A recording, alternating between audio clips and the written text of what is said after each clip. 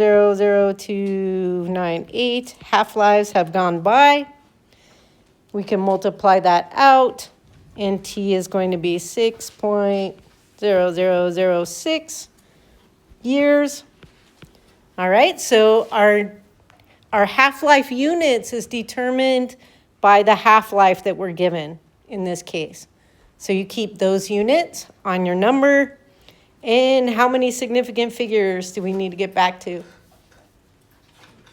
2, right? So that's just going to be 6.0 years. And that is our T. Final answer. Questions on these? Ready to practice? Yeah? All right. Let me pull some Socrative up.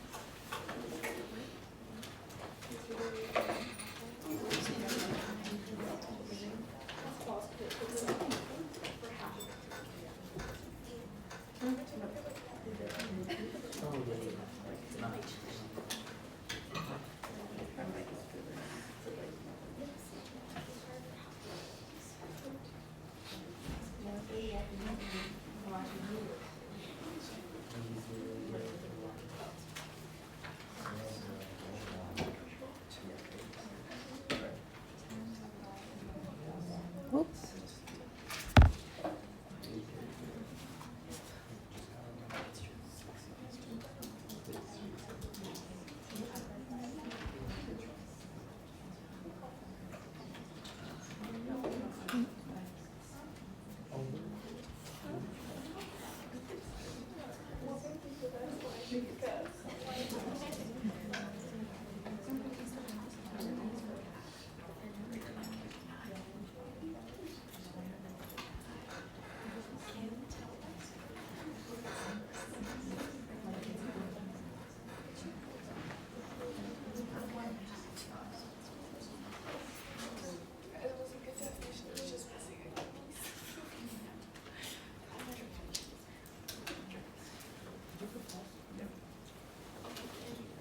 Right, so half-life of a radioactive nuclide can be defined as the time it takes for the compound to decay to undetectable levels. True or false?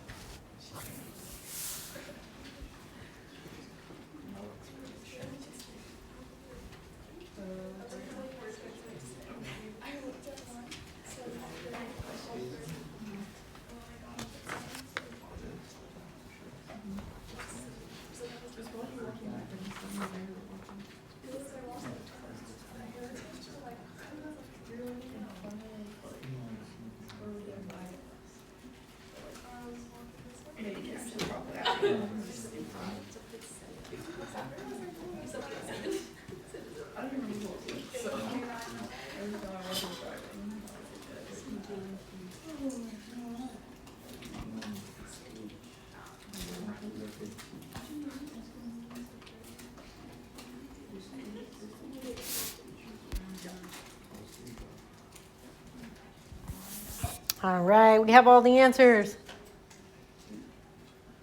Best guesses? All right, that is false. It is the time it takes for half the compound to decay, hence the half-life name. All right, so our first math problem. Using the isotope half-life equation, answer the following problem. The half-life of chromium-51 is 28 days. If the sample contained 510 grams, How much would remain after 1 year? Be careful on your units. Report your answer with 3 significant figures and be sure to include your units in your answer. What is the half-life equation?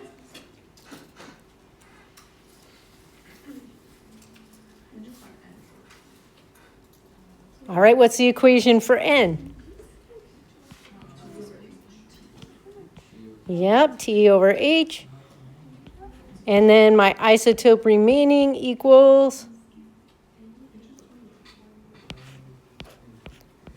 1/2 N times X.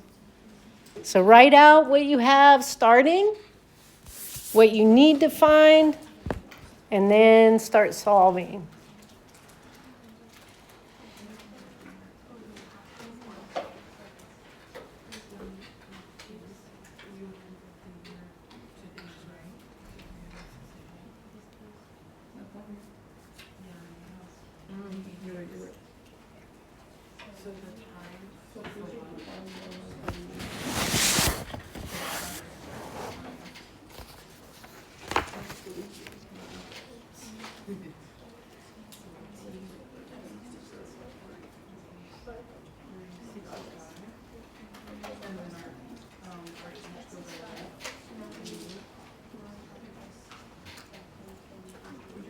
Mm-hmm.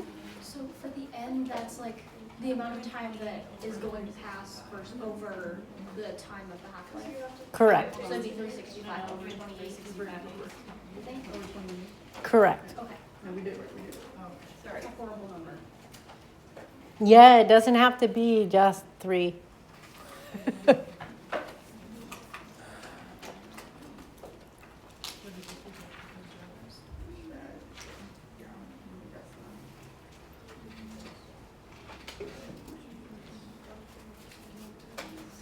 Yeah, so when you're doing calculations and you're thinking, oh, you need 3 significant figures in your final answer, keep at least 4 throughout your calculations.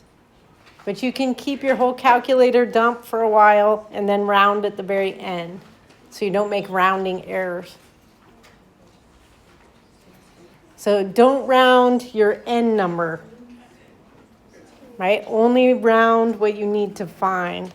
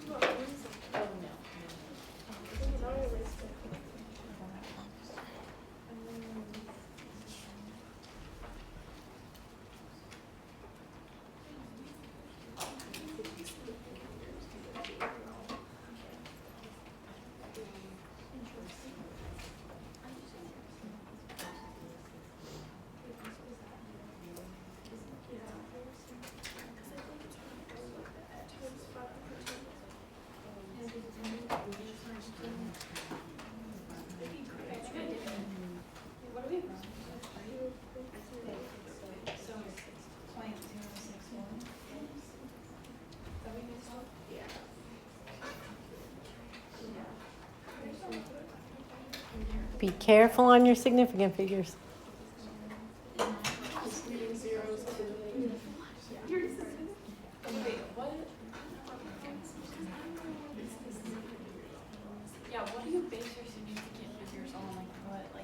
Our rule set that we went over for significant figures. Remember, like having the trap zeros, the leading zeros, the zeros after a number, before the decimal, or after a decimal, before the number, after a decimal, after the number, all those rules. Oh, I didn't read that part. Yep. Because I think that's 4 significant figures, right? And it was 3, so Felix 0.0607. That's not 3. Yeah, the zero doesn't count.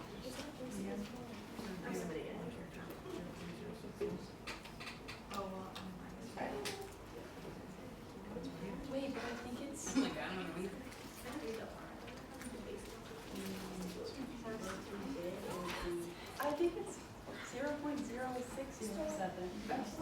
Right? Because the 2 in the beginning. That's like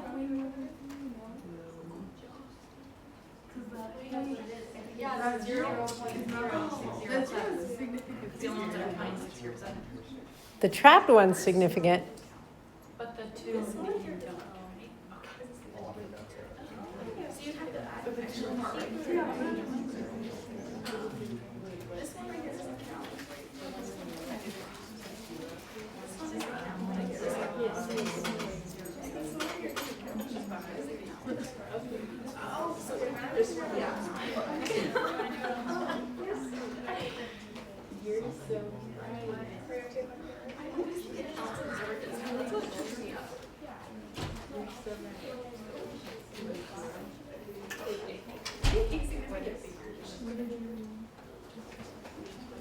If we get the answer right but the significant figures wrong on the test, how much do you like take off? Yeah, it depends.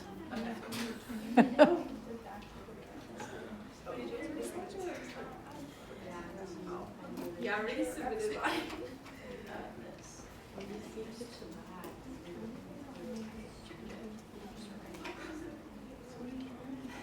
I put 0.0607.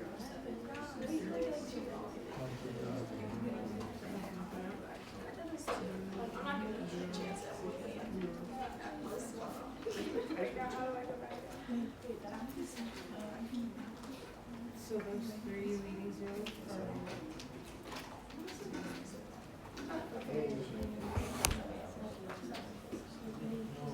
What chapter? Was that chapter 2 on the top of us?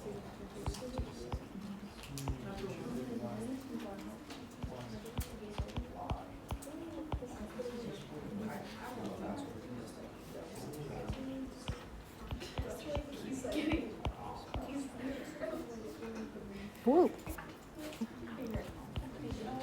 understand this one. I don't know if I'll understand this one.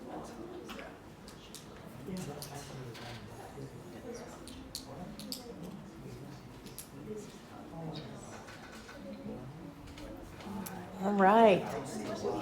So what's the first thing you needed to do here? You need to find your half. Well, you need to configure the days into, or years into days. Yep, it changed. You have to change the units on your time so they match. You had a question? And is there the study, is the study guide up yet? Yes, the study guide is up yet. Where is it? I'll find it at break Okay, and I'll show you. thank you. Yeah, it might be in module 1. Yeah, yeah. I think it's like the very top. And it's Next like Monday. exam. Yes. Chapters 1 through 3. All right. So I changed the years to days in mine. Yep. So you can do 365 days in 1 year. Did anybody use 365.25? No, you just skip leap year. That's fine. But you could. I would accept that too as a conversion factor. All right, so either this or that is fine. Let's see, I think this one is what, 13.0357?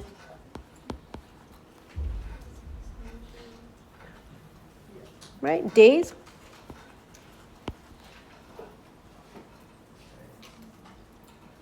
Oh, no, sorry. That's the end number. Oh, come on. Go back here. That's essentially 365 days. And then your N is T over H. Sorry, did 2 calculations in 1 over 28 days. That gives you the ugly number. 13.0357. All right, and these are unitless, right? So if your units don't cancel out, you'll catch it there, right? And it'll be like days over years or some weird thing, right? So your units must cancel at that point. And then we want to find IR, right? So you just plug that in, 13.0357 times 510 grams. And 0.0607 grams. All right, so these leading zeros, not significant. Okay, trap 0, significant. Right, so 3 significant figures, that's 607. All right.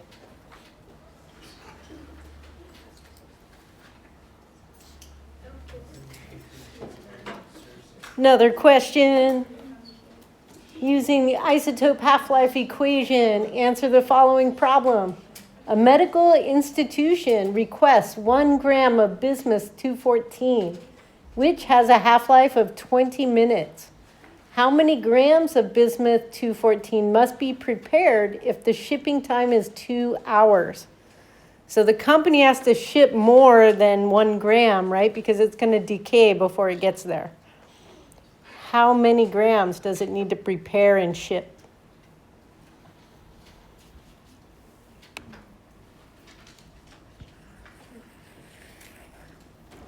All right, so start with what you have and what you need.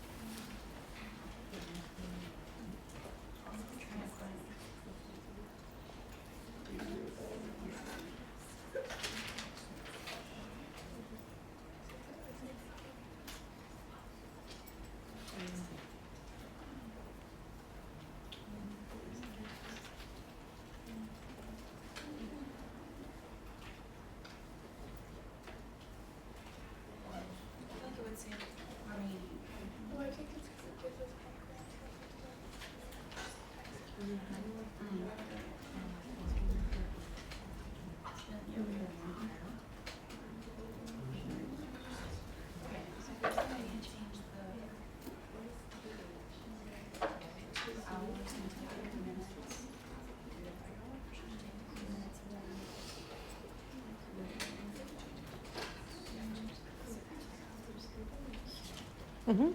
Is when it says 2H, is that 2 hours or 2 half-lives? 2 hours. Okay. Yep. Okay.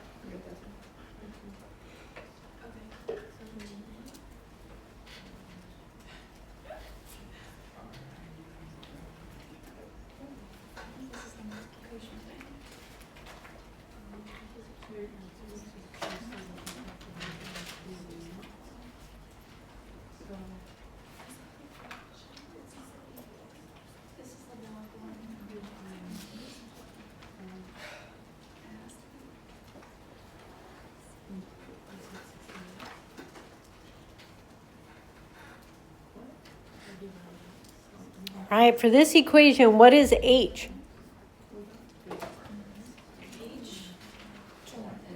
20 minutes? A half-life? And the time passed? 2 hours? Okay. And X? We don't know X, right? That's how much we need to prepare, right, to get how much remaining. 1 gram? All right, so you're going to need to solve for X for this one. Time is not in the same unit, so you need to convert that first. So there's 60 minutes in 1 hour, right, or 120 minutes that are going to pass. So start by solving for N. And then we can solve our equation as well for, oops, my goodness.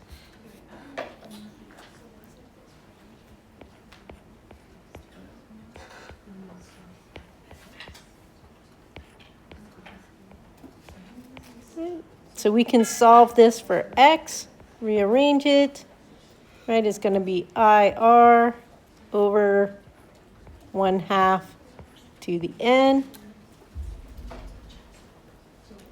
N is time passed over h.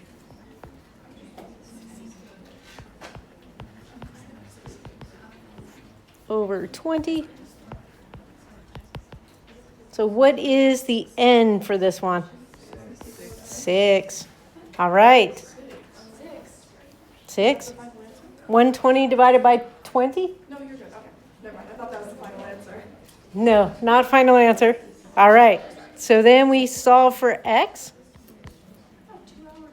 IR was 1 gram. 1/2 to the 6th.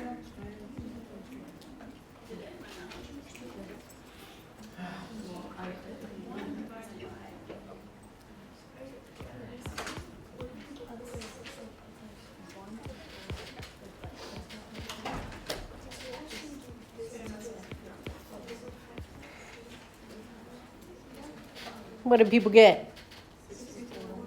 64. That company had to send 64 grams of this stuff so that they get 1 gram of radioactive product at the end. That's a lot. That doesn't seem worth it to me. Seems expensive. All right. One more. Gonna click. It's gonna go. Final answers.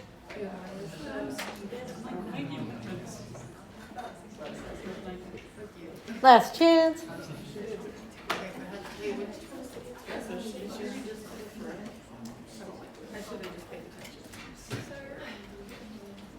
All right.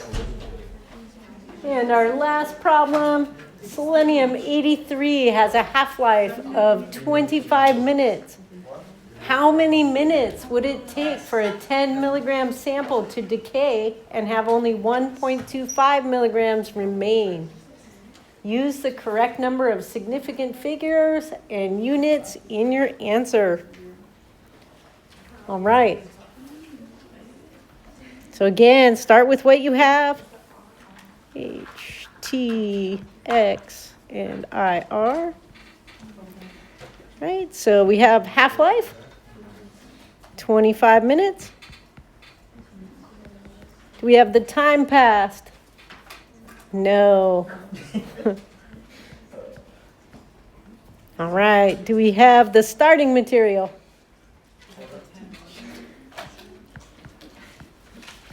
Ten milligrams, and IR remaining is 1.25 milligrams. All right. So this one, our IR equation,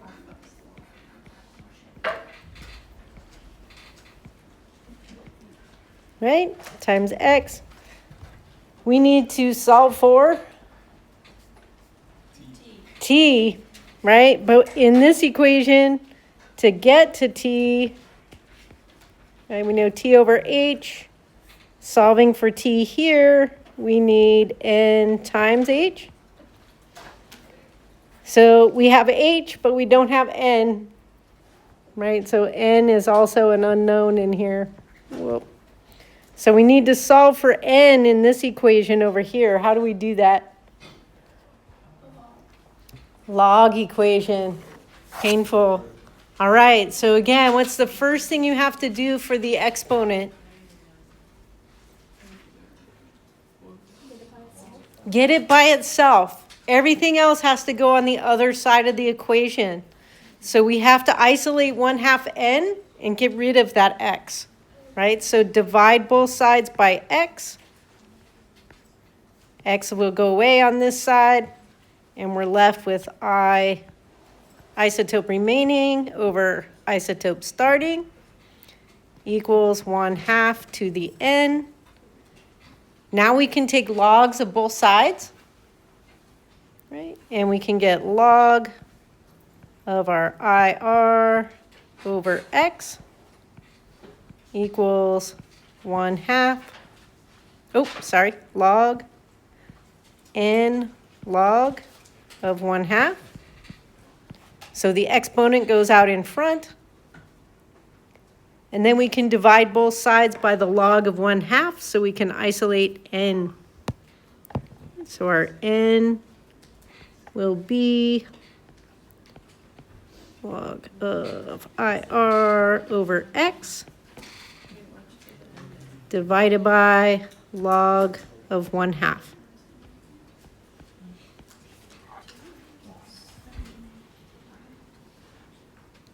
And you can substitute into your equation, solve for n, and then you can solve for t.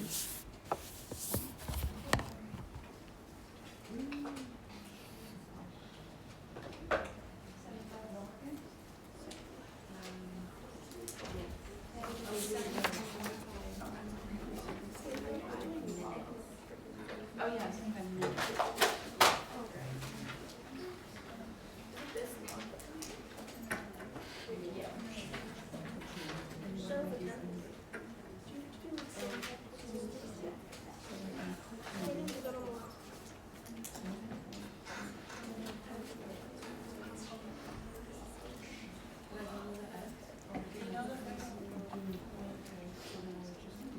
Would it be minutes? I just like finding those.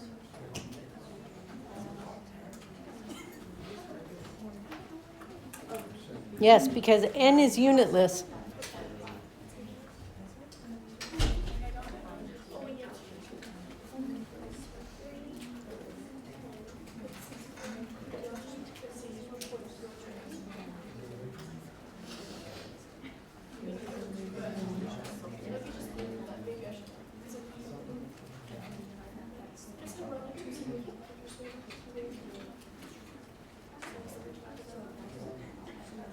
Would you guys get?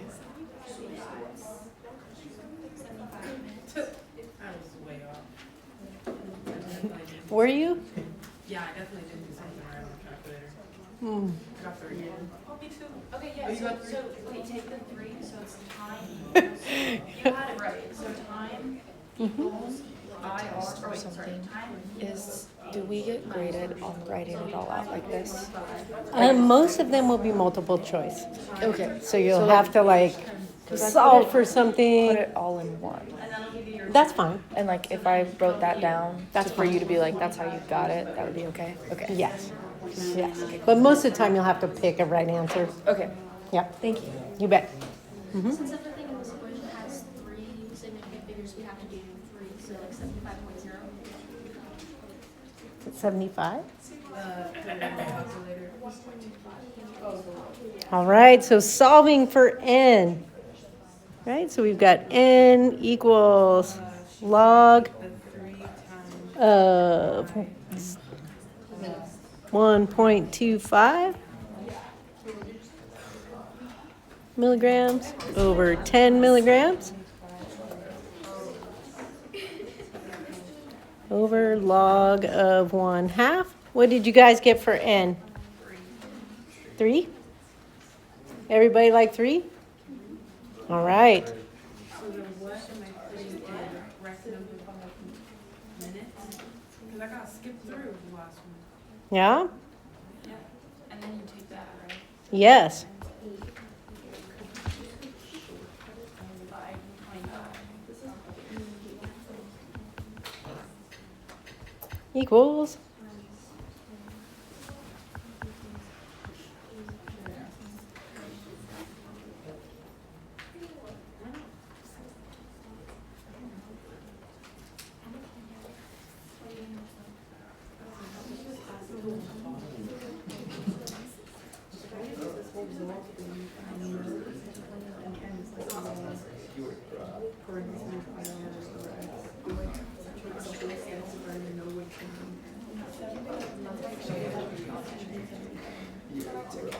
All right. Let's do our 5-minute break and then we will come back and move away from math. Uh-huh. Okay, so I have a question about the laws. About I the, can understand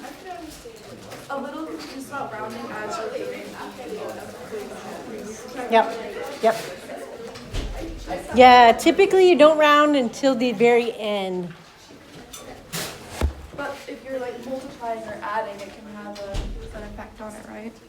Yes. Like, okay, so for this one, as I was doing it, I only went out to 4 because I figured we were multiplying throughout this. It would mean that we only had to go out to 4. This significantly affected my rounding because this was the predicament I was in. So this is the number that I got. And if I rounded this one up, it just turned that one into 6.10. 10. And if I put that one up, it also just did the same thing. So how would I represent that? Would this be the right way to represent something like this in that situation?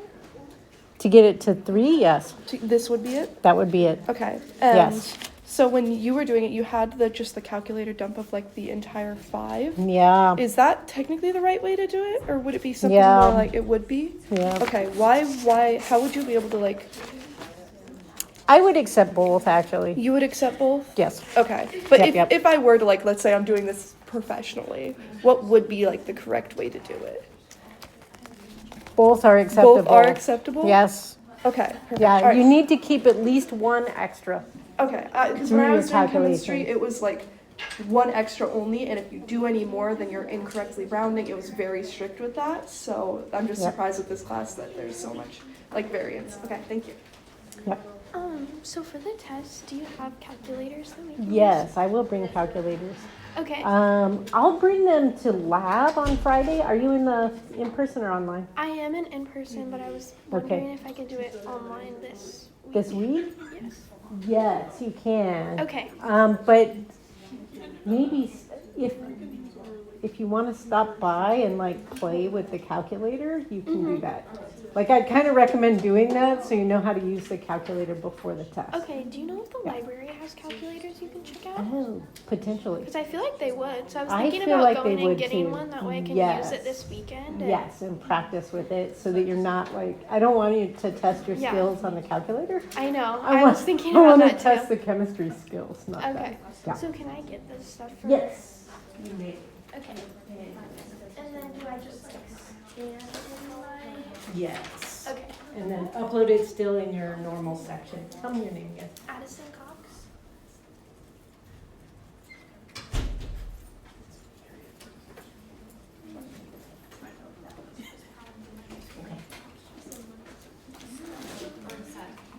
You're welcome. Thank you.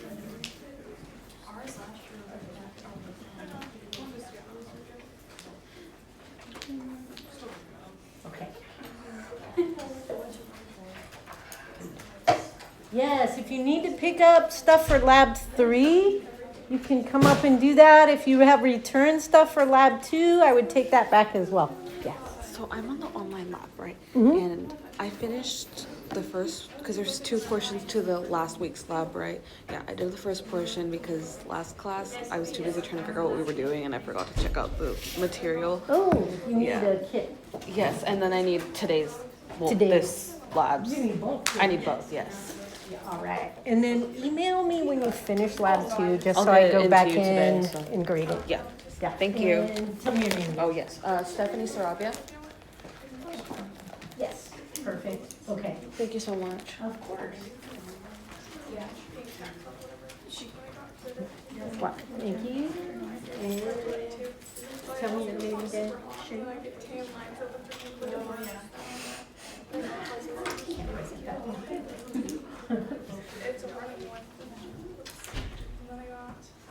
All right, I've got you.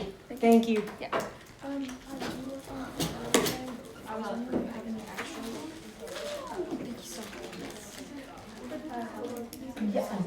Oh, okay, thank you. Could I get one for? Oh, it's this week's. Yeah, sorry. Thank you. Yes, and your name? Aaliyah. Yes. Perfect. Thank you. Uh-huh. Thank Maddie. Or Madison, I don't know.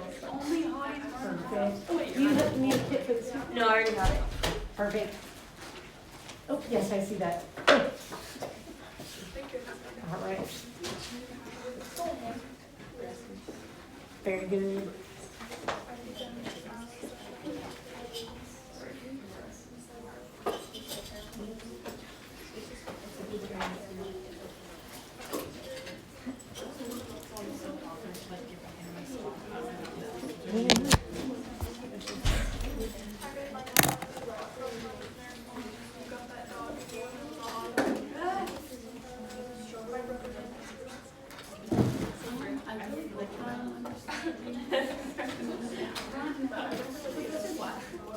But Chelsea, do you have like, I know you do a lot of study, but Yeah, right. a practice test, so like, or what type of questions I'm doing? The Socratives are great to go over.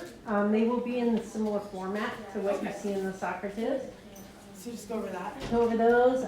There are worksheets that are also posted on your website. Okay. So you can look at the worksheets. The keys for those are also posted. Okay. So you can work them and then look at the answers and make sure you understand how to do them. There's some more half-life problems in there that you can practice with. Yep. All right. Let us go ahead and continue.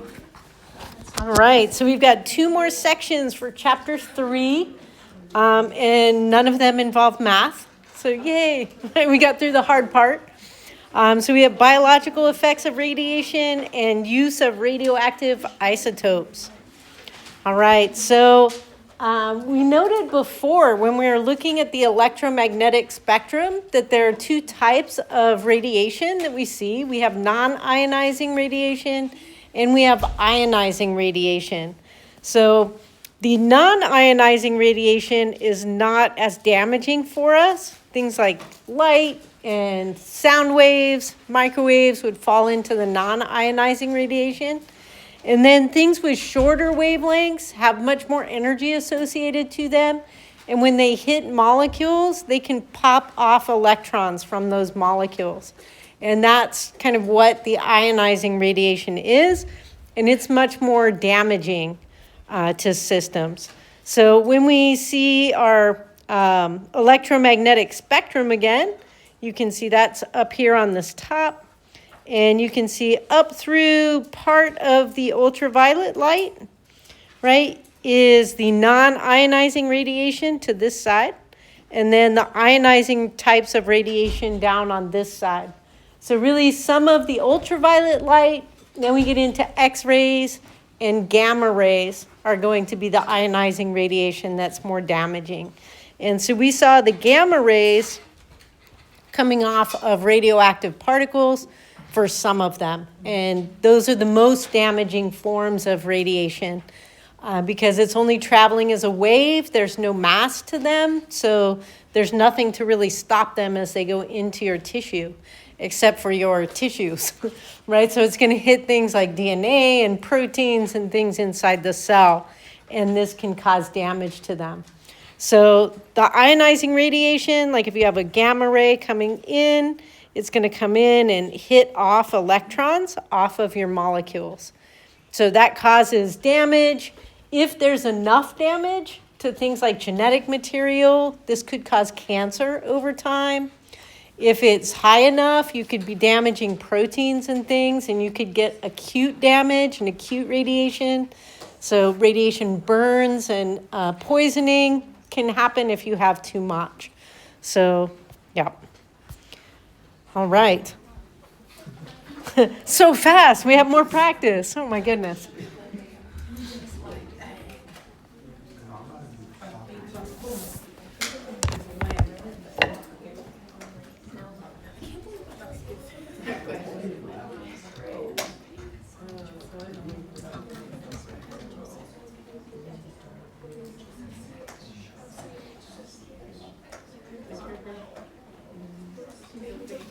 All right, this one much easier than the last question.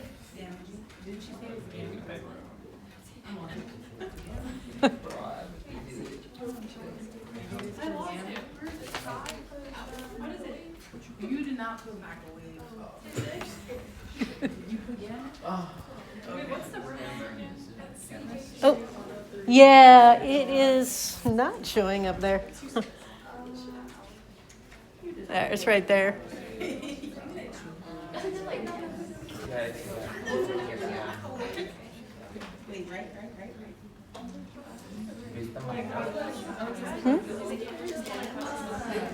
Is it gamma? Yes. I remembered from like the last class.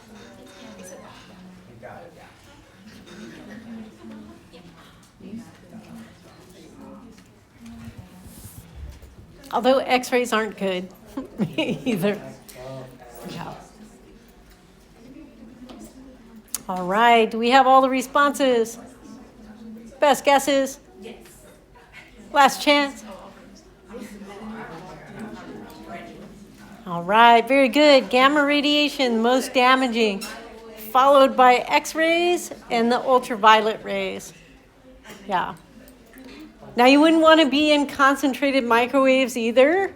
I mean, that emits a lot of heat and cooks food and can damage you in a different way, but not in an ionizing way.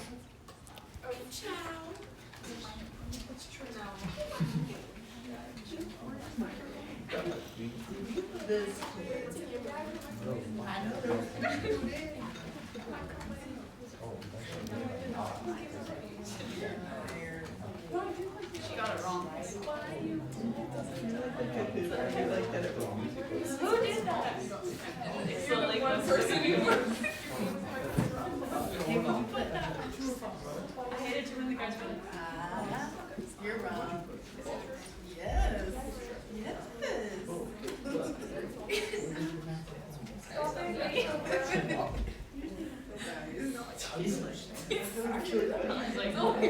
And do we have all the responses? Best guesses?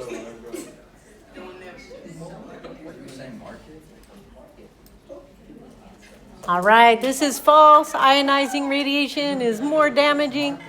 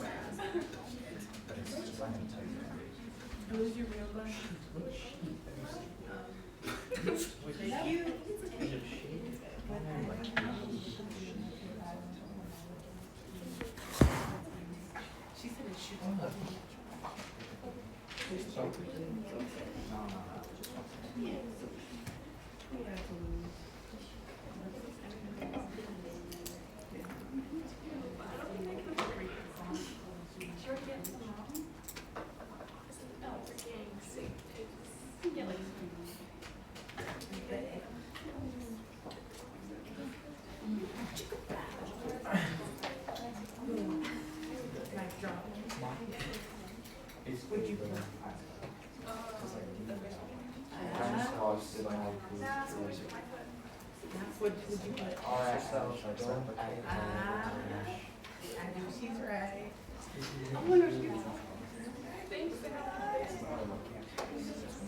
And we have all the responses. Best guesses? Last chance. All right. Yeah, so it's like a bowling ball hitting the pins, right? It's just coming in and bombarding your molecules. So it's just going to pop out electrons, alter chemical bonds, and cause damage. All right. Okay. So let's talk a little bit about uses of radioactive isotopes, because up until now we've been talking about a lot of damage. But radioactive isotopes and tracers are really useful in medicine. We use them a lot, right? So radioactive tracers can allow us to see what's going on inside of the body, because they're actually emitting some radioactive decay while it's inside the body. Is that damaging to the body? Yes, but hopefully the tracer's half-life is really small, so you end up just giving it to the patient for a brief time. You get a picture of what's going on, and then the person will have half-lives going on and get rid of the tracer as you're going through. So yes, nuclear medicine comes with some risk, but oftentimes that risk is worth it if you're looking for a clogged artery in your heart, or you want to diagnose something like Alzheimer's disease. You might have a medical diagnostic that you're using. So they're extensively used over 10 million nuclear medicine procedures exist, and over 100 million nuclear medicine tests are run every year. So that's a lot, right? That's happening a lot. So this is an example of a radioactive tracer. Technetium-99 has a half-life of 6 hours, so it's a little long, but this makes it kind of impossible to like ship to somewhere to be able to use it. So hospitals actually do this themselves. They will make the technetium-99 right before they're going to use it, and then they'll give it to the patient, right? So they use molybdenum-99, which is primarily extracted from uranium-235 fission products.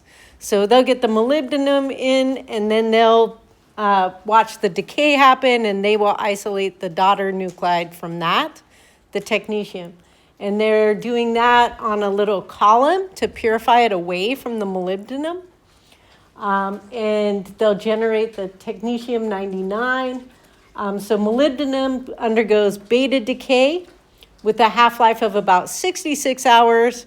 So there's some planning they need to have involved so that they can capture the technetium-99, chemically extract it, and then you can see a few micrograms of molybdenum can produce enough of the technetium-99 to perform upwards of 10,000 tests. Mm-hmm. Is there a preferred method of decay? Like, is beta decay better than gamma decay, for this kind of stuff? Yes, tell me why. Because gamma decay would knock off the electrons while beta decay... Gamma decay is more damaging. Yeah, so you have something with beta decay, that's going to be less damaging. Something with alpha decay, even less damaging. Okay. Yeah, but you also want to have something that has a short half-life. Useful enough that you can get a picture, but short enough that it's not going to cause massive harm to the patient, right, with the amount they're receiving. Like if the patient doesn't get much harm because they only have it around them for so long, is it a danger to the chemists that are making it since they do it day in and day out? Yes. Yeah, and so when you're working with radioactivity in a lab, you will have monitoring devices. Like typically you'll have a ring monitor. You'll also have a badge monitor. So you have 2 monitors on yourself, and then you work around shields or lead so that you're protecting the majority of your body, right? And you might have like multiple pairs of gloves on and your lab coat. You're pretty dressed up when you're working with radioactivity. Yeah, so you'll send in your ring monitor and your badge monitor probably once a month. They detect how much you've been exposed to, and so that you get that report back, and then you decide, well, there's a limit, right? But you ultimately decide how much you want to work with, right, in that risk that you're taking. Yeah. Yeah, because nobody wants to get cancer, right, or increase their risk for cancers. But with radioactivity, there is that risk, right? So positron emission tomography or PET tomography is another radioactive tracer that is a positron emitting isotope. So this was that beta positive decay, right? And so this one gets attached to a compound that targets a specific location in the body. And then when you see the positron decay, it'll light up in the PET image, right? So this can be either injected or inhaled by the patient and then used to determine organ function. And so this can be used to help have a diagnosis of Alzheimer's disease, for example. Okay. All right. And then, so that's just a couple examples of where radioactive tracers can be used to help with diagnosis. There's a lot more than that. And then radiation therapy can also be used. This is commonly used for cancer treatment. So in this case, we're going to pick something that has gamma radiation coming off of it. So that's our cesium 137 usually, or cobalt in this case. And the gamma rays are going to be highly directed to a specific location in the body. So if you have a tumor somewhere, right, they're going to focus I don't like it on the face of this person, like in my diagram. But if they had a tumor somewhere, they would focus that radioactive beam directly onto the tumor. Now it's got to go through the tissue to get to the tumor. So there can be surrounding burns and things that happen during the radiation treatment. But it's much more isolated than chemotherapeutic agents that you might take systemically to also try to kill the tumor. Ultimately, those traditional forms of treatment with cancer are highly toxic. Cancer is awful, right? And the treatments for it are awful. Although there's some coming online that have less side effects and that are pretty effective now. Do we know everything there is to know about radiation therapy, or is it going to come out in 100 years where it's equivalent to the radium girls of like, oh, I can't believe we did that to people? Oh, I don't know that we know everything, but we do know quite a lot now. But with cancer chemotherapy, there's a risk of causing more cancer. With your radioactivity treatment or with traditional chemotherapeutics, the way they act, they damage DNA. You're trying to damage the DNA so badly in the tumor cells that you kill them. But you're also damaging anything else that's exposed to that.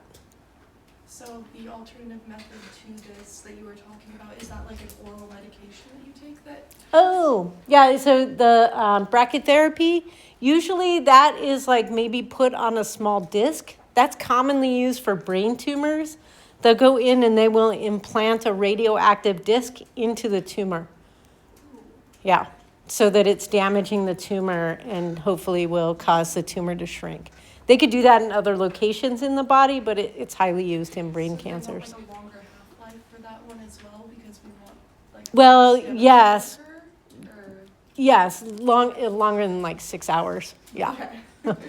Yes. And they may remove it at some point too, if it's, you don't want to damage surrounding tissue, especially in the brain. Yeah. When you get either of those things done to you, are you still able to be around other people, or are you now radioactive? That's a very good question, and it depends. Like even with like some of the tracer experiments, like you may have to kind of isolate yourself to a bathroom, right? Because like things coming out of you might be radioactive, right? So if you're urinating or something like that, you may not want your spouse to be near it, right? Because that's exposing them to that. And yeah, so you can be radioactive for a while. You may want to sleep in a different room. So it's going to depend on the treatment that you're getting. Yeah. Radiation therapy like this? No, because you're just near the source. You're not taking the source with you. You don't have the source on your body, right? Once you're done with your treatment, there is no more radioactivity around you, and you can go home. But you may have a burn or, some side effects from the treatment that you received at the hospital when you go in. So only when you're taking a tracer would you have that internalized into your body, or potentially if you have an embedded device that has radioactivity in it, yeah, you could potentially be emitting particles or things. Yes, so some have to be very careful. I know they were like, when I was a grad student, we were guinea pigs a lot, there were always medical things going on in the hospital next door. And you would see you could earn $300 if you would do one of these tracer things for science. And I'd be like, you'd read the things and you'd have to collect all your tissues, because you'd blow your nose and it would be radioactive. You'd have to go into a bin, and I'm like, no, I don't think so. Not worth the $300 to me. Yeah, so it depends, I guess, how hungry you are as a grad student. Yeah, but those can be life-saving diagnostics, right? Again, if you've got a clogged artery, you definitely want to figure out which one's clogged and which one needs balloon angioplasty or something like that to open up a heart artery or something again. Yes. This is interesting too, right? Because this is uranium-235, right? So uranium-235 is used in low concentrations for many purposes. So you've got medical diagnostics. It's also the primary source for doing nuclear energy. So what you would have at a nuclear energy facility would be uranium-235. Highly enriched, so that's upwards of 3% enrichment. So small amounts that can be used for nuclear energy. High enrichment, right, you can make a nuclear bomb.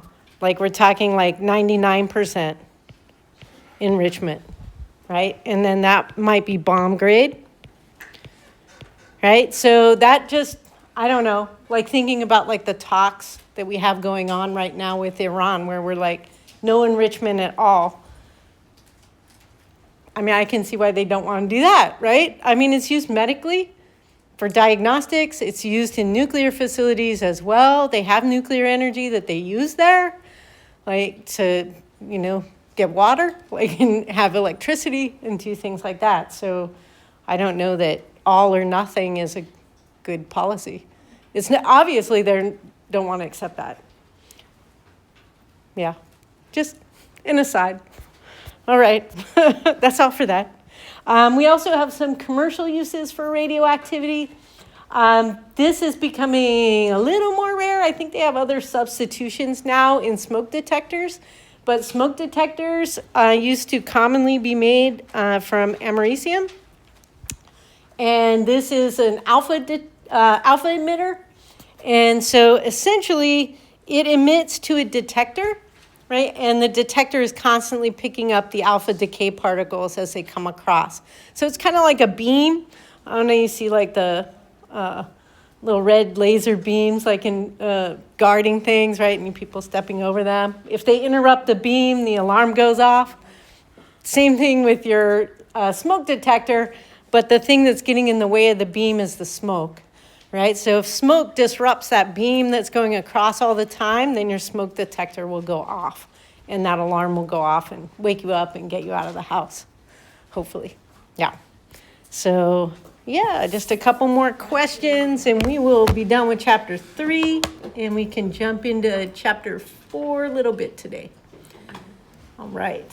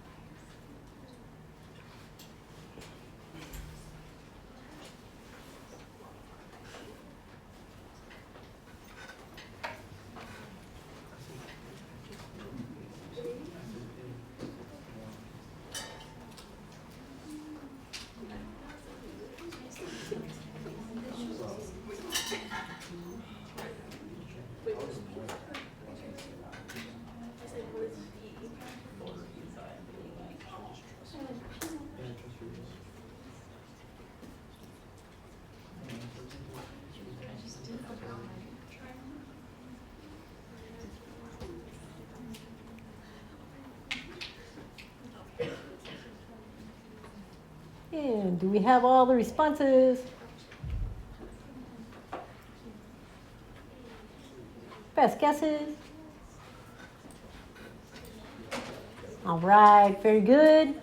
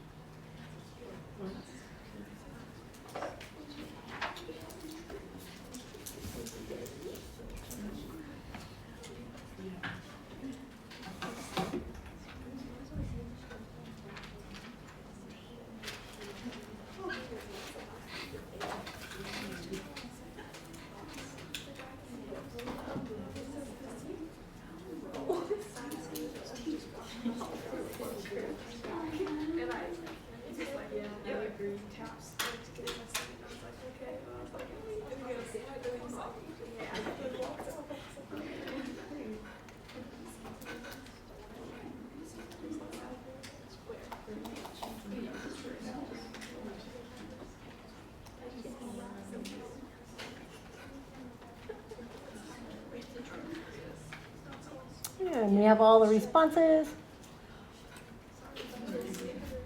All right, that one is true. Very good.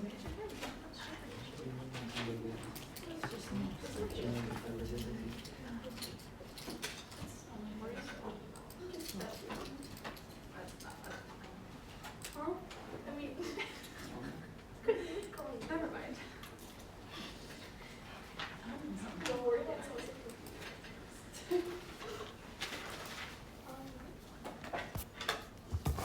All right. Whoop. So that covers where we end for your exam next Monday, right? We'll be through this material, right? So we talked about the alpha particles, beta particles, gamma radiation, positron emission, and electron capture. Those are all in that chart that will be on your cheat sheet. The half-life equation also on the cheat sheet that we practiced today. Again, there is like a worksheet problem set. You've got homework problems for this week that also cover chapter 3 content, give you a little more practice. Go in, take a look at those. If you have questions, you could bring them on Friday to lab, or you can email me. I am also happy to set up meetings with people. If you have some questions about things, I can help you either in person or by Zoom. So don't be afraid to reach out. The tutoring center also has tutors that can help with Chemistry 103 content as well.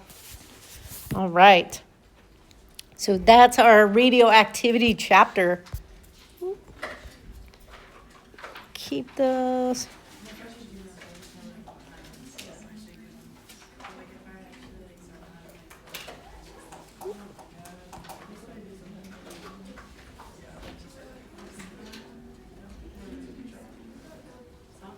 Takes so long.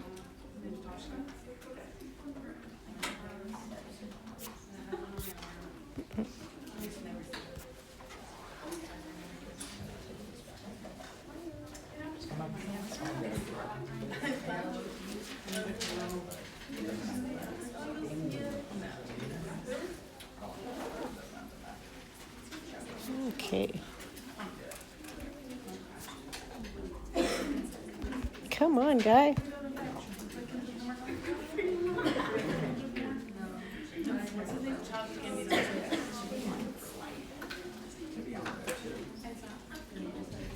Oh, it might not be able to.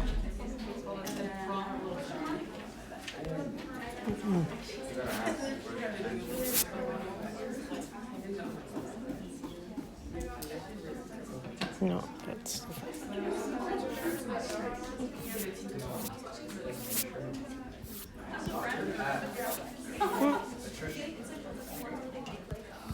Come on.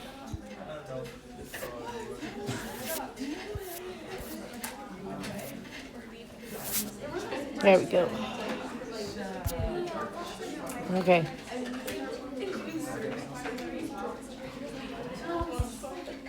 Oh, my word.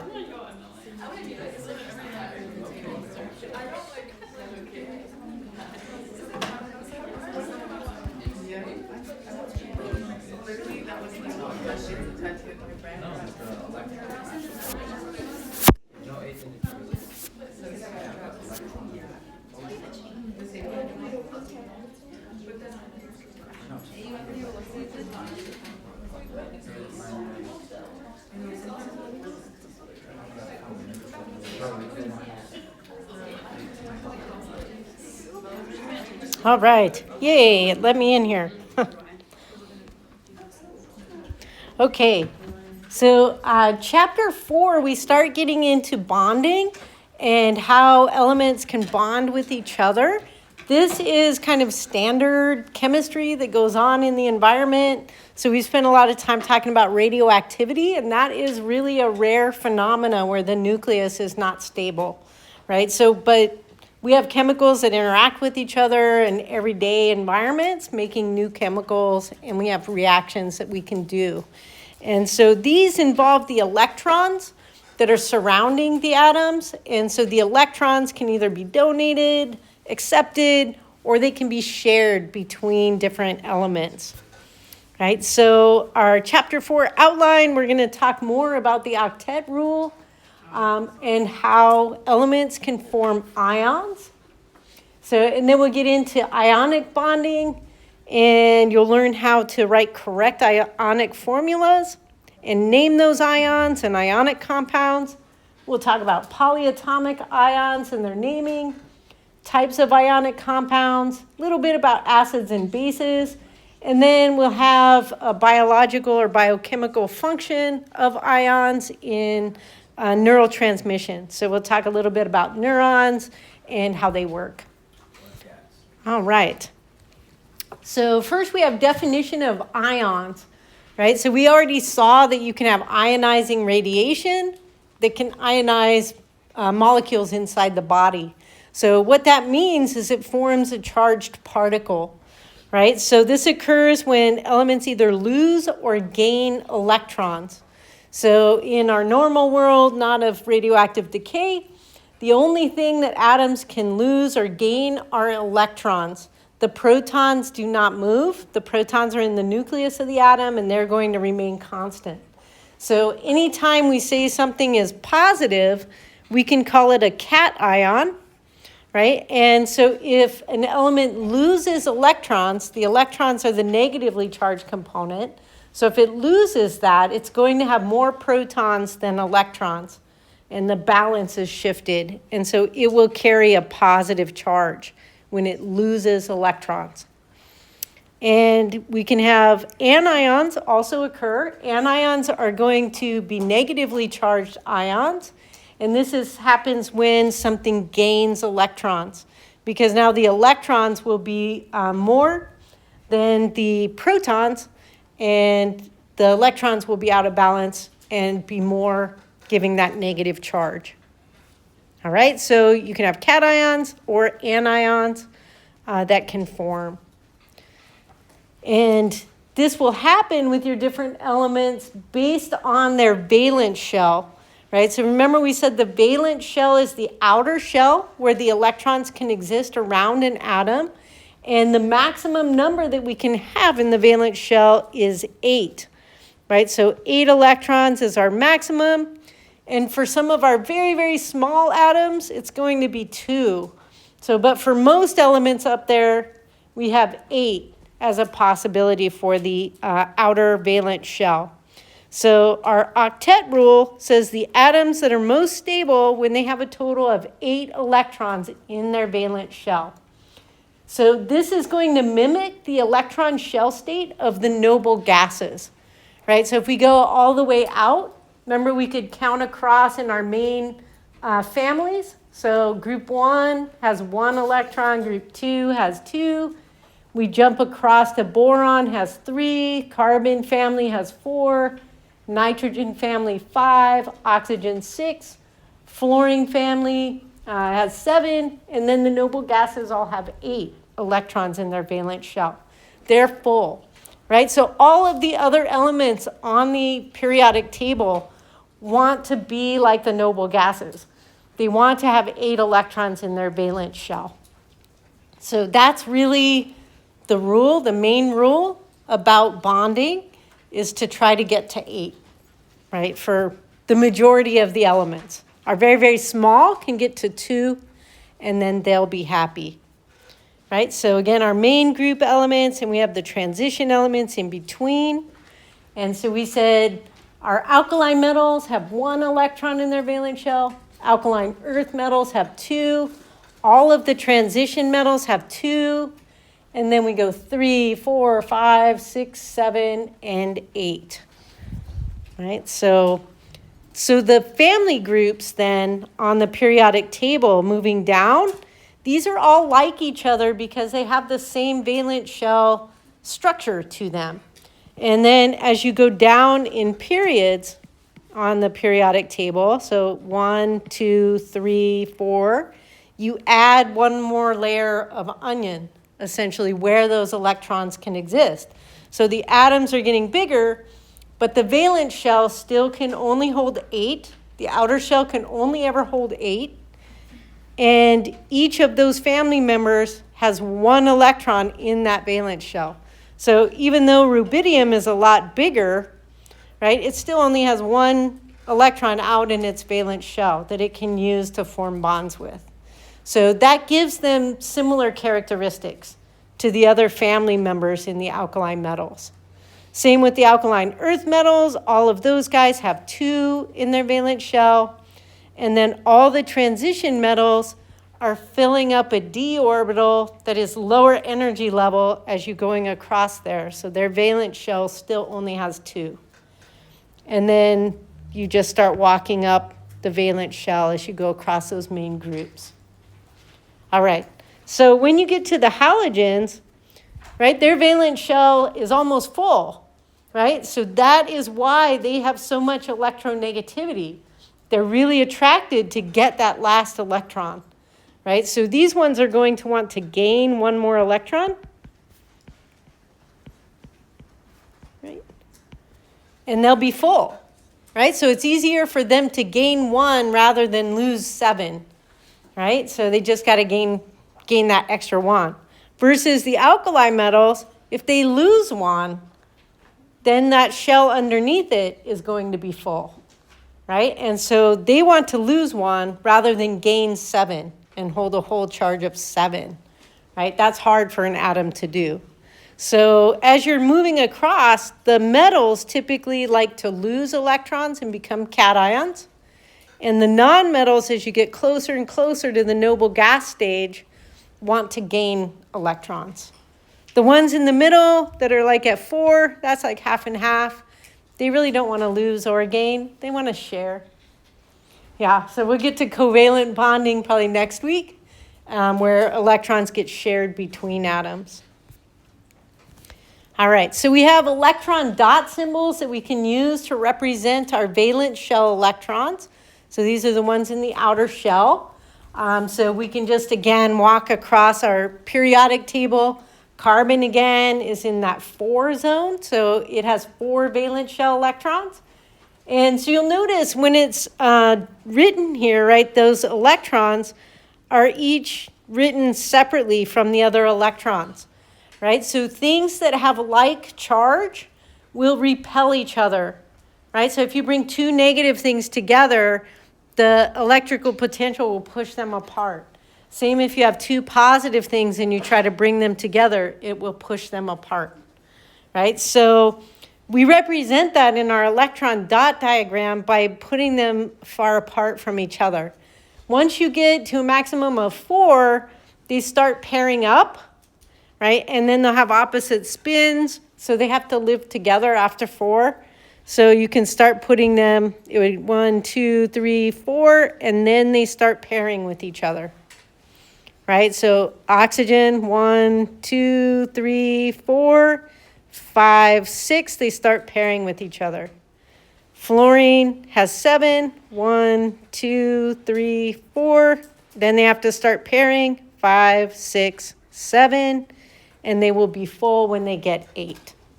Right? But writing it like this tells you how many bonds that they really need to make or how many electrons that they need to capture to become full and have 8. Right? You can easily see carbon can share 4, right? Positions here. Nitrogen wants to share 3. Oxygen wants to share 2 or gain 2. Fluorine wants to share 1 or gain 1, right, to get to the 8.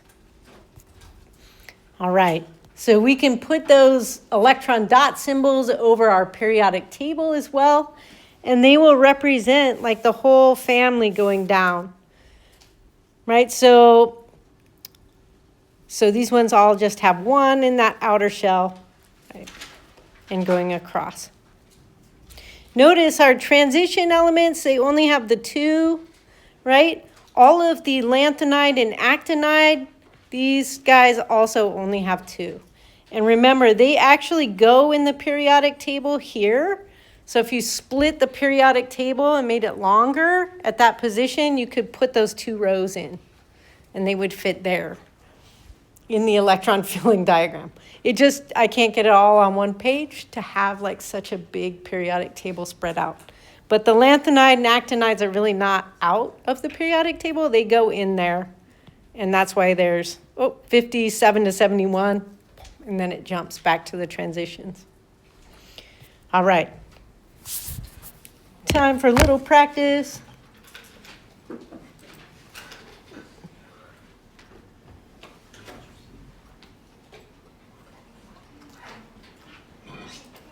Oh, sorry. Just scroll down. Can you scroll down there? No. It won't let me scroll down. Oh, sorry. You have to use the name. I do not know why I can't scroll down. Oh, how about here? There we go. My goodness.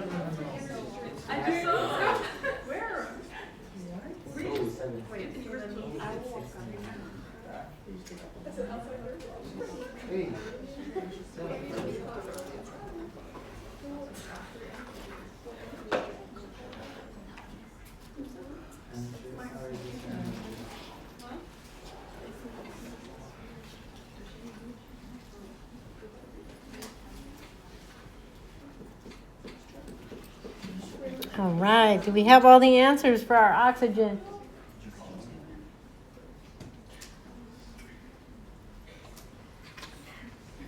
Best guesses?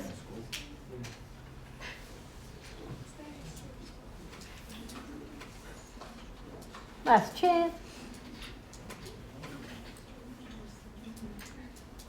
All right, 6 is correct. So again, just walking across the main group elements. 1, 2, skip the transitions.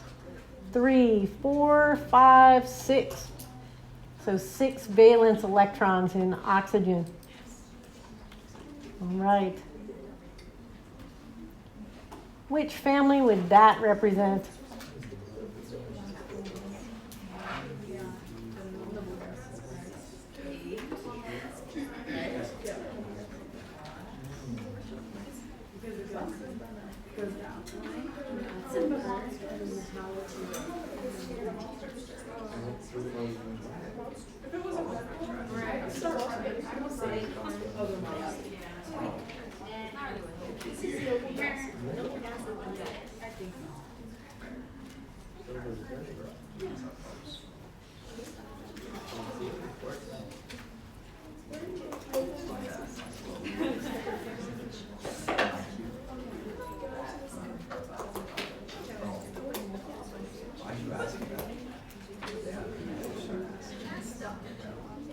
And we have all the responses.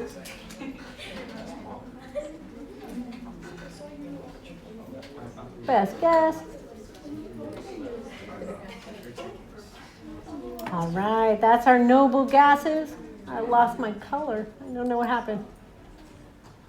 All right. Oh, I'll have to check that one and make sure I selected something as correct.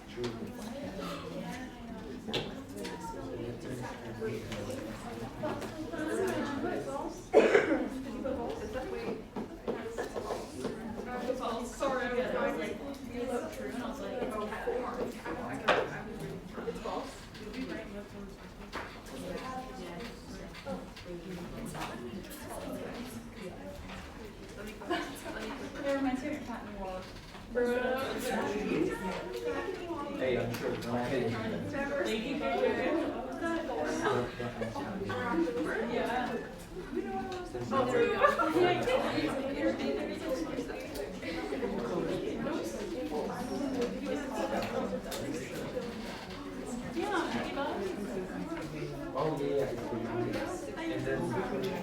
And we have all the responses.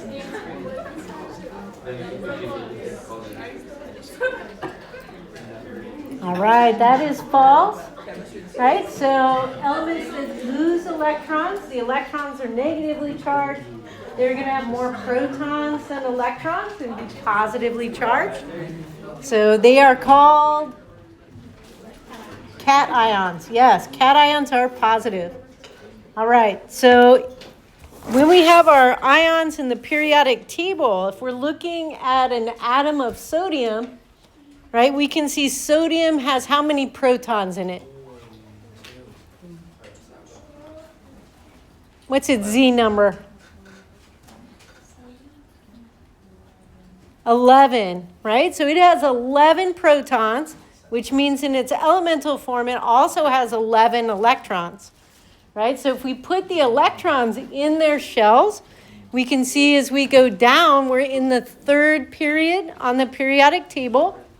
So it's going to have that very inner shell can only take 2, right? The next shell can have 8 in the valence shell. So we've got 2, 3, 4, 5, 6, 7, 8, 9, 10, and then that 11th one is out in the third shell. So its valence shell is in that third row, and there's only one out there, right? So to look like a noble gas with a full electron shell, it's going to lose that one, right? And then it will only have the second level, and that will be all full with 8. Which noble gas electronic valence shell does that look like?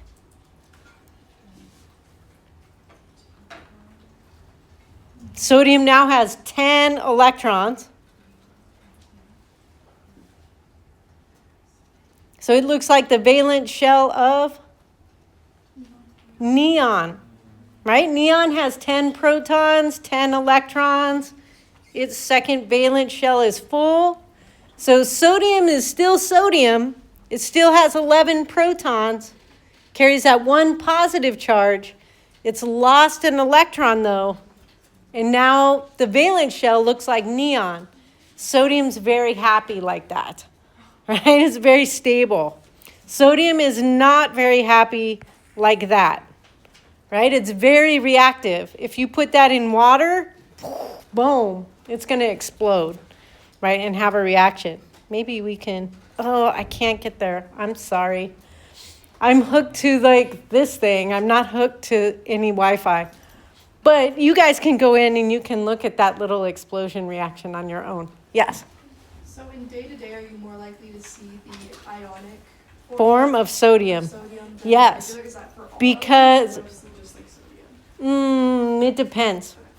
Yes. Yeah, so like you can have pure gold in its elemental form, and people love that, right? But if you have pure sodium in its elemental form, you probably wouldn't love that so much. It's very reactive and can explode.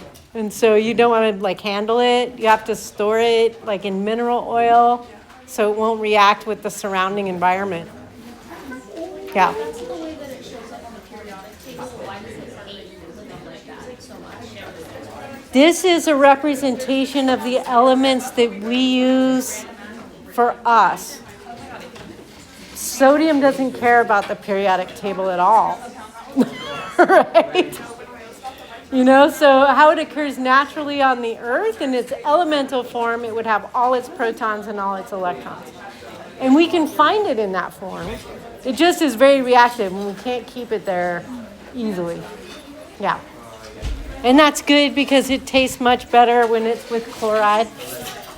Yeah. And we put that on our French fries. Yeah. All right. I will see you guys on Wednesday.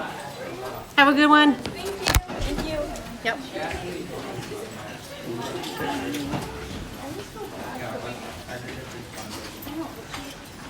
I have two more kind of unrelated questions because I'm Sure. like kind of nerding out about the radiation stuff. Uh-huh. For people, I know a girl that had cancer when she was a little kid, and her parents were very adamant, like, no, you're not getting X-rays at the dentist. Is that like reasonable, or are they just like, oh, radiation causes cancer, so we're not gonna let you get near any radiation because we think it all causes cancer? Like, is that like a There's a reasonable risk. belief? There's a risk. Like every time you're exposed to X-rays, yeah, it's going to damage some of your cells. And so the biggest risk for getting cancer in your lifetime is age, right? Like because you're exposed to more and more things that can damage your cells and damage DNA. That can be radioactive stuff. So every time you go and have to have an X-ray, of some kind, yeah, like, and that's why they put that lead sheet on you to protect your organs and your body and only be irradiating up here when they do that. But that's next to like here. Yeah, so she had a genetic brain tumor, so it was a funky. Oh, Yeah. she maybe had a yes. So in that case, like if she had like retinoblastoma, yeah, like she already has a predisposition for a loss of a tumor suppressor. One more loss can cause a tumor. Yeah, I probably wouldn't let her get dental x-rays either. Yeah. We would just brush her teeth really well. Yeah. I'm gonna let y'all go first because I Yeah. have another lengthy question. Yeah. For like the period, like the cheat sheet you gave us, Yes. it doesn't have like the electronegativity or like the atomic size on it.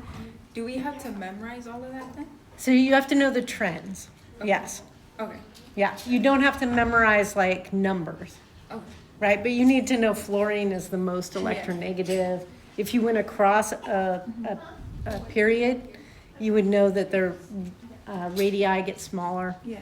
Yeah, Okay. Thank you. yeah. But I won't make you judge like around the. I wouldn't be like, is cesium smaller than chlorine?